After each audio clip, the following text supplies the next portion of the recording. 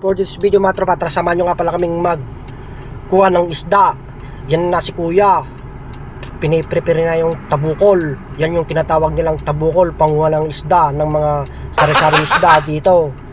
Itinara na, tira katrupa, quality, nagkadunaran na datan, namset quality. Tataurahin tayo mga tropa.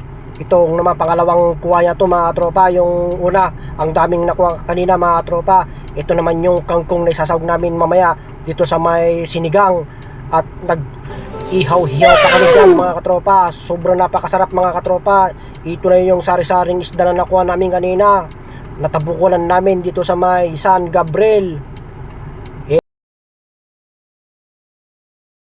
Pagkatapos naming nag-ihaw mga tropa, may naggugulay, may nagtutuno.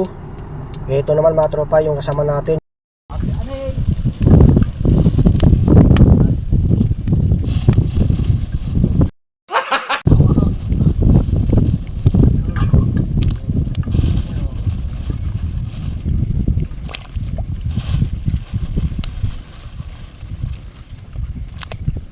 Siyempre mga tropa, hindi nawawala yung sili at kalamansi.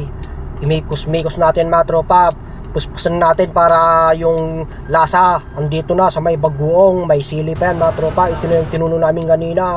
Napakasarap mga katropa, quality. Tapos yung kapalakas yung bonfire mga katropa.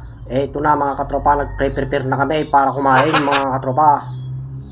Shout out nga pala kay Romualdez Dondon. Ito naman yung pinuntan namin dito sa may San Gabriel. Shout out taga San Gabriel. Yan naman si katropa, nagpapahangin.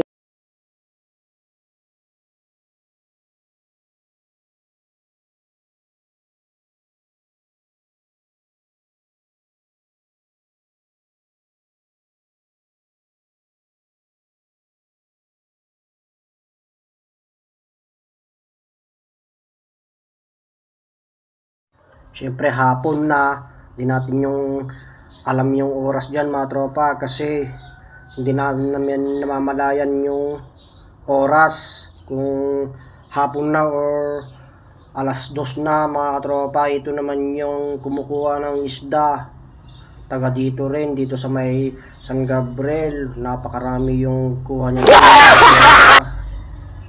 Shout out nga pala Bobby Cubs quality.